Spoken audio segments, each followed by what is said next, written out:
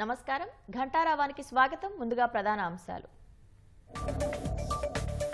100 రోజులు పూర్తి చేసుకున్న కాంగ్రెస్ సర్కార్ 5 హామీలను అమలు చేసినట్లు ప్రగతి నివేదిక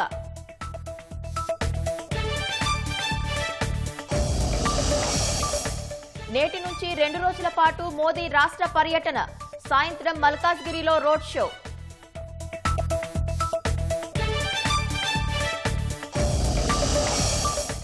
నేతల చేరికలు భేటీలతో ఆసక్తికరంగా రాష్ట్ర రాజకీయం ప్రత్యర్థి పక్షంలోని నాయకులకు పార్టీల గాలం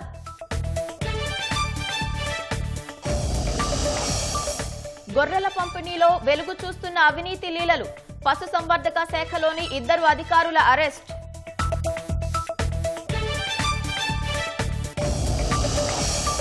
పార్టీల ఎన్నికల బాండ్ల వివరాలు బహిర్గతం 11,671 కోట్ల విరాళాలు వచ్చినట్లు ఈసీ వెల్లడి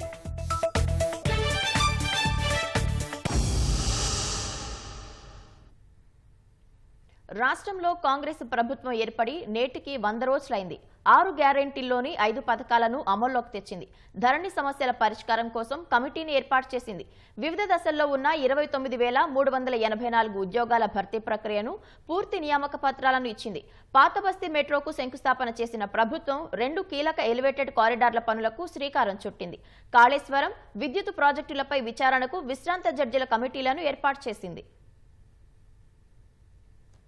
కాంగ్రెస్ ప్రభుత్వం ఏర్పడి నేటికి 100 రోజులైంది 6 గ్యారంటీలతో పాటు పలు అభివృద్ధి సంక్షేమ కార్యక్రమాలు ఉద్యోగాల భర్తీపై ప్రభుత్వం ఈ 100 రోజులు ప్రధానంగా దృష్టి పెట్టింది గత డిసెంబర్ 7న ముఖ్యమంత్రిగా రేవంత్ రెడ్డి ప్రమాణం చేశారు అదే రోజున ప్రగతి భవన్ వద్ద కంచెను తొలగించి తమ ప్రభుత్వ నిర్వహణ తీరుపై సంకేతాలు ఇచ్చే ప్రయత్నం చేశారు ప్రగతి భవన్ పేరును మహాత్మా జ్యోతిబా పూలే భవన్ గా మార్చి అక్కడ ప్రజావాణి కార్యక్రమానికి సర్కార్ శ్రీకారం చుట్టింది వారంలో 2 రోజులు ప్రజల నుంచి నేరుగా ఫిర్యాదులు స్వీకరిస్తున్నారు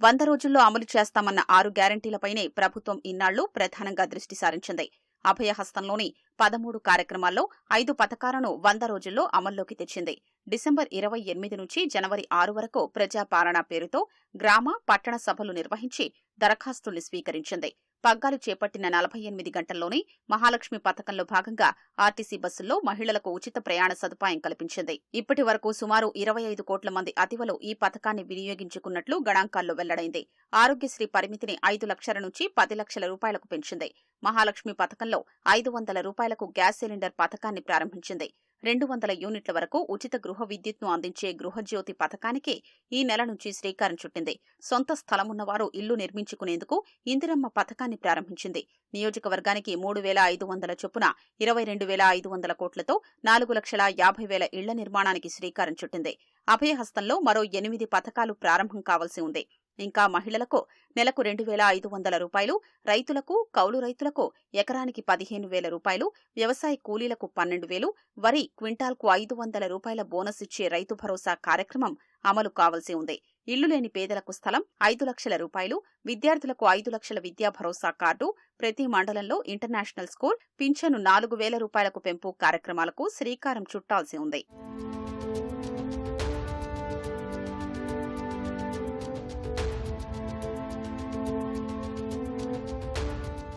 ఉద్యోగాల విషయంలో ప్రభుత్వం ప్రత్యేక దృష్టి పెట్టింది పోలీసు వైద్యారోగ్య శాఖ గురుకుల సొసైటీల్లో వివిధ దశల్లో పెండింగుల్లో ఉన్న 29,384 ప్రభుత్వ ఉద్యోగాల భర్తీ ప్రక్రియ పూర్తి చేసి ఎంపికైన అభ్యర్థులకు నియామక పత్రాలను అందించింది సింగరేణిలో 441 మందికి కారుణ్య నియామకాల్ని కల్పించింది టీఎస్పీఎస్సీ బోర్డును ప్రక్షాళన చేసి విశ్రాంత ఐపీఎస్ అధికారి మహేందర్ రెడ్డిని చైర్మన్ గా కొత్త కమిషన్ ఏర్పాటు చేసింది గ్రూప్ 1 పాత నోటిఫికేషన్ను రద్దు చేసి మరో 563 ఉద్యోగాలతో కొత్త ప్రకటన జారీ చేసింది ప్రభుత్వ పాఠశాలల్లో ఖాళీగా ఉన్న 11,062 టీచర్ పోస్టుల భర్తీకి డీఎస్సీ నోటిఫికేషన్ విడుదల చేసింది సుమారు 70 కిలోమీటర్ల కొత్త మార్గంతో హైదరాబాద్ మెట్రో రైలు 2వ దశ విస్తరణకు శంకుస్థాపన చేశారు ప్రభుత్వ ఐటీఐలలో 2,700 కోట్ల రూపాయలతో ప్రభుత్వ ఐటీఐల్ని ఆధునిక సాంకేతిక కేంద్రాలుగా మార్చేందుకు టాటా టెక్నాలజీస్తో ప్రభుత్వం ఒప్పందం చేసుకుంది సింగరేణి ఉద్యోగాలకు ₹1 కోటి ప్రమాద బీమాను అందుబాటులోకి తెచ్చింది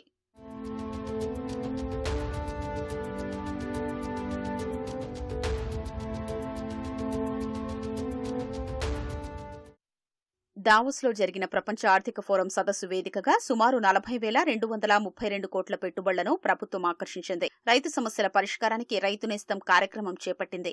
రాష్ట్ర వ్యాప్తంగా సుమారు 97 కోట్ల రూపాయలతో 2,601 రైతు వేదికల్ని వీడియో కాన్ఫరెన్స్ అనుసంధానం చేయడంలో భాగంగా తొలి విడతగా 110 అసెంబ్లీ నియోజకవర్గాల్లో వీడియో కాన్ఫరెన్స్ యూనిట్లను నెలకొల్పింది. ముఖ్యమంత్రి రేవంత్ రెడ్డి ఢిల్లీ వెళ్లి ప్రధాని, కేంద్ర మంత్రుల్ని కలిసి పలు వినతి పత్రాల్ని సమర్పించారు. ఫలితంగా సికింద్రాబాద్ కంటోన్మెంట్, మెహదీపట్నంలో రక్షణ శాఖ భూముల్ని రాష్ట్రానికి అప్పగిస్తూ కేంద్ర ప్రభుత్వం ఆదేశాలు జారీ చేసింది. హైదరాబాద్, కరీంనగర్ రాజీవ్ రహదారిపై 2,232 కోట్లతో ఎలివేటెడ్ కారిడార్, హైదరాబాద్ నుంచి నిజామాబాద్ వైపు జాతీయ రహదారి 44పై 1,580 కోట్లతో డబుల్ డెక్కర్ కారిడార్ నిర్మాణానికి ఈ నెల 9న ముఖ్యమంత్రి రేవంత్ రెడ్డి పునాది రాయి వేశారు.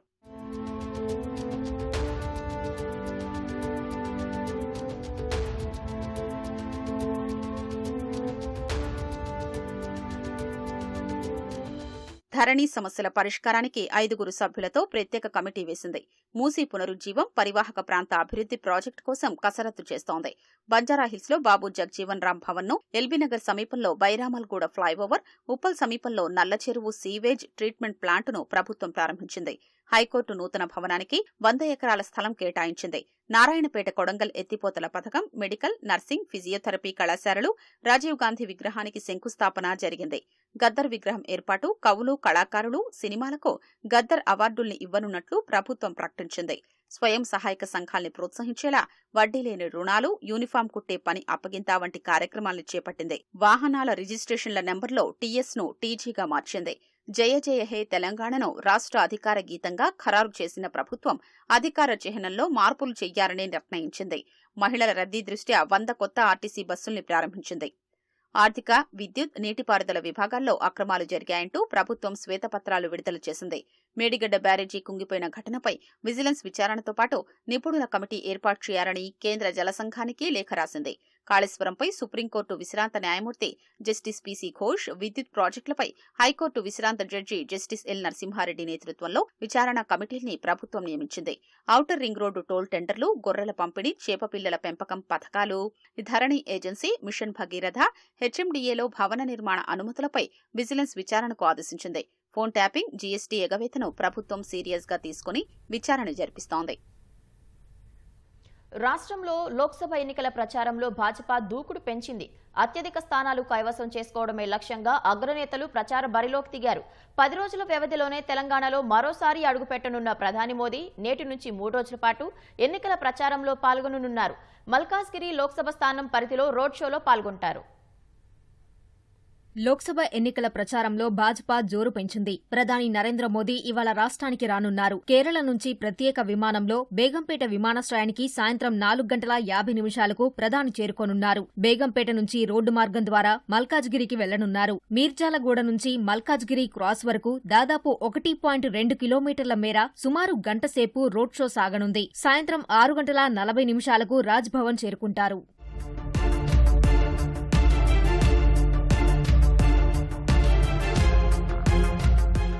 శనివారం నాగర్ కర్నూల్లో ప్రధాని మోదీ బహిరంగ సభలో పాల్గొననున్నారు. నాగర్ కర్నూల్, మహబూబ్ నగర్, నల్గొండ లోక్సభ స్థానాలు లక్ష్యంగా ఈ సభ జరగనుంది. తెలంగాణకు కేంద్రం చేసిన సహాయాన్ని అంకెలతో సహా ప్రజలకు ప్రధాని వివరించనున్నారు. దేశంలో మూడోసారి భాజపా సర్కార్ రావాల్సిన ఆవశ్యకతను వివరించి మరోసారి ఆశీర్వదించమని కోరనున్నారు. అలాగే ఈ నెల 18న మోదీ జగిత్యాల బహిరంగ సభలో పాల్గొంటారు. కరీంనగర్, పెద్దపల్లి, నిజామాబాద్ లోక్సభ స్థానాలే లక్ష్యంగా దానికి రూపకల్పన చేశారు. ఇప్పటికే ప్రధాని 4-5 తేదీల్లో రాష్ట్రంలో లోక్సభ ఎన్నికల తొలి విడత ప్రచారం నిర్వహించారు. ఆదిలాబాద్, పటాన్చెరు విజయ సంకల్ప సభల్లో పాల్గొన్నారు. అలాగే భాజపా అగ్రనేత కేంద్ర హోంమంత్రి అమిత్ షా ఒకరోజు హైదరాబాద్లో వివిధ కార్యక్రమాల్లో పాల్గొని పార్టీ శ్రేణులకు దిశానిర్దేశం చేశారు.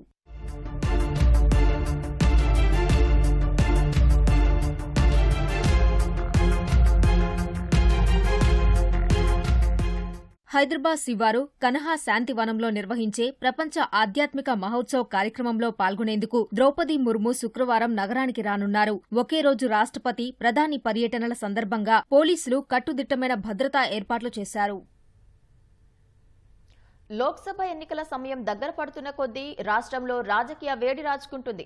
ఒకవైపు ప్రధాన పార్టీల అభ్యర్థుల ప్రకటన, మరొక వైపు నాయకుల భేటీలు, చేరికలతో రాజకీయ పరిణామాలు శరవేగంగా మారుతున్నాయి. మాజీ ఎంపీ, భాజపా సీనియర్ నేత జితేందర్ రెడ్డితో ముఖ్యమంత్రి రేవంత్ రెడ్డి భేటీ కాగా, కర్ణాటక ఉప ముఖ్యమంత్రి డీకే శివకుమార్ ను మాజీ మంత్రి మల్లారెడ్డి కుటుంబం కలిసింది. ఈ పరిణామాల నేపథ్యంలో ఎవరు పార్టీ మారుతారో, ఎవరు పార్టీలో ఉంటారన్న ఊహాగానాలు ఊపందుకుంటున్నాయి. రాష్ట్రంలో రాబోయే పార్లమెంటు ఎన్నికల్లో ఎక్కువ స్థానాలు దక్కించుకోవాలని 3 ప్రధాన పార్టీలు ప్రతిష్టాత్మకంగా తీసుకున్నాయి. బలమైన అభ్యర్థిని రంగంలోకి దించేందుకు వ్యూహాలు సిద్ధం చేస్తున్నాయి. ప్రత్యర్థి పార్టీ ఆలోచనలకు అనుగుణంగా ఎత్తులకు పై ఎత్తులు వేస్తున్నాయి. ఇతర పార్టీలోని అసంతృప్త నేతలే లక్ష్యంగా ముందుకు సాగుతున్నాయి. ఈ క్రమంలోనే ఈ నేపథ్యంలో ముఖ్యమంత్రి రేవంత్ రెడ్డి మహబూబ్ నగర్ భాజపా టికెట్ ఆశించి నిరాశకు గురైన జితేందర్ రెడ్డిని ఆయన ఇంటికి వెళ్లి కలిశారు. టికెట్ రానంత మాత్రాన ఇబ్బందులు పడాల్సిన అవసరం లేదని జితేందర్ రెడ్డికి తెలిపినట్లు సమాచారం. జితేందర్ రెడ్డి కాంగ్రెస్ కండువా కప్పుకుంటే మల్కాజ్గిరి లోక్సభ టికెట్ ఇస్తామని ప్రతిపాదించినట్లు తెలుస్తోంది. ఇందుకు జితేందర్ రెడ్డి సానుకూలంగా స్పందించలేదని, మరికొంత సమయం కావాలని సీఎంకు తెలిపినట్లు విశ్వసనీయ వర్గాల సమాచారం. జితేందర్ రెడ్డి భాజపాలోనే కొనసాగుతారా లేక కాంగ్రెస్ గూటికి చేరి లోక్సభ బరిలో నిలుస్తారా అనే స్పష్టత రావాల్సి ఉంది.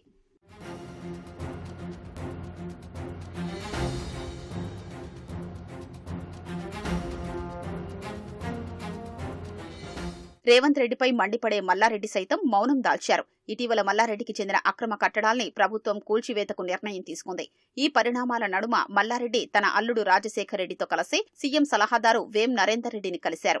ఈ భేటీతో మల్లారెడ్డి కాంగ్రెస్ పార్టీలో చేరుతున్నట్లు పెద్ద ఎత్తున ప్రచారం జరిగింది. మరుసటి రోజే కేటీఆర్ ను కలిసి తాము పార్టీ మారడం లేదని, భారాసాలోనే కొనసాగుతామని స్పష్టం చేశారు. తాజాగా కర్ణాటక ఉప ముఖ్యమంత్రి డీకే శివకుమార్ ను మల్లారెడ్డి, ఆయన కుమారుడు భద్రారెడ్డితో పాటు అల్లుడు రాజశేఖర్ రెడ్డిలు కలిశారు. వీరు కలిసినట్లు ఓ ఫోటో లీక్ కావడం, అది మీడియాలో చక్కర్లు కొట్టడంతో మరోసారి మల్లారెడ్డి వివరణ ఇచ్చుకోవాల్సిన పరిస్థితి ఏర్పడింది. ప్రధానంగా తాను బెంగళూరులో జరిగిన ఓ కార్యక్రమానికి హాజరైనప్పుడు డీకే శివకుమార్ ను కలిసినట్లు మల్లారెడ్డి వెల్లడించారు. అందులో ఎలాంటి రాజకీయం లేదని స్పష్టం చేశారు. తాను భారాసాలోనే కొనసాగుతానని మరోసారి స్పష్టం చేశారు.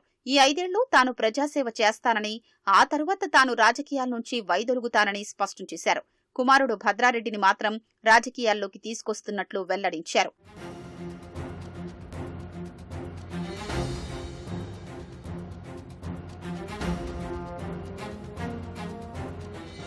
గత కొన్ని రోజులుగా భారాస, భాజపాకు చెందిన పలువురు ఎమ్మెల్యేలు సీఎం రేవంత్ రెడ్డిని కలిసిన వారిలో ఉన్నారు. అయితే వీరంతా మర్యాదపూర్వకంగా కలుస్తున్నట్లు చెబుతున్నప్పటికీ చాలా మంది ఎమ్మెల్యేలు కాంగ్రెస్లోకి రావడానికి సుముఖత వ్యక్తం చేస్తున్నట్లు తెలుస్తోంది.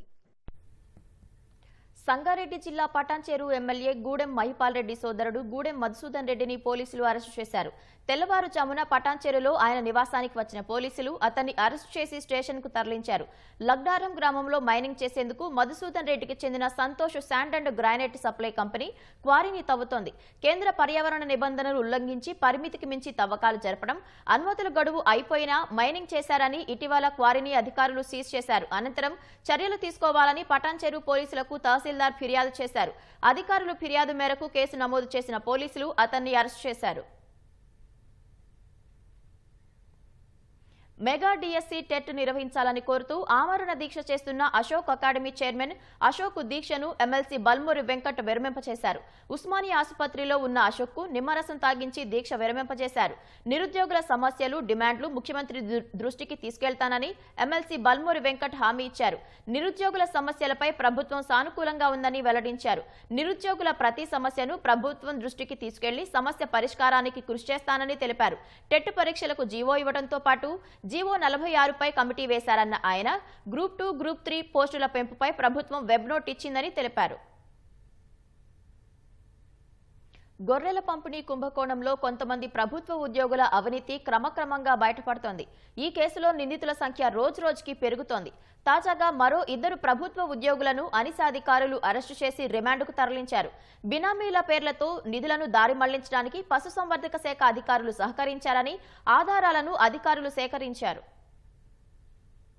గొర్రెల పంపిణీ పథకంలో అక్రమాలకు సంబంధించి ఏసీబీ అధికారులు పశుసంవర్ధక శాఖకు చెందిన 2 అధికారుల్ని అరెస్టు చేశారు. నిబంధనలు ఉల్లంఘించి దళారులతో కుమ్మక్కై అక్రమాలకు పాల్పడ్డారన్న ఆరోపణలపై పశుసంవర్ధక శాఖ సంయుక్త సహాయ సంచాలకులు అంజిలప్ప, కృష్ణయ్యలను అరెస్టు చేసినట్లు అధికారులు తెలిపారు. రైతుల నుంచే గొర్రెలు కొనుగోలు చేసి లబ్ధిదారులకు పంపిణీ చేయాలని గత ప్రభుత్వం నిర్ణయించింది. దీంతో ఇతర రాష్ట్రాలకు వెళ్లి గొర్రెల్ని సేకరించాలని జీవో జారీ చేసి కొన్ని సూచనల్ని సైతం పొందుపర్చింది. అయినప్పటికీ వాటిని లెక్క చేయని కొందరు ప్రభుత్వ ఉద్యోగులు గుత్తేదారులతో కలిసి కుమ్మక్కైనట్లు ఏసీబీ దర్యాప్తులో వెలుగులోకొచ్చింది. ప్రైవేటు వ్యక్తుల ఆదేశాలకు అనుగుణంగా కొనుగోళ్లు జరిపారని, ప్రభుత్వ అధికారులు నింపాల్సిన అన్ని దరఖాస్తు ఫారాల్ని ప్రైవేటు ఉద్యోగుల ద్వారా నింపి బ్యాంకు ఖాతాలకు బినామీల వివరాల్ని జతచేశారని అధికారుల విచారణలో తేలింది. ఇందులో భాగంగానే రంగారెడ్డి జిల్లా పశుసంవర్ధక శాఖ joint director Anjalappa, assistant director Krishnaiah ఉద్దేశపూర్వకంగానే నకిలీ బినామీ వివరాల్ని కలెక్టర్కు పంపారని ఏసీబీ అధికారుల విచారణలో వెల్లడైంది. దీంతో ప్రభుత్వ ఖజానాకు 2,10,00,000 నష్టం జరిగిందని అధికారులు తేల్చారు.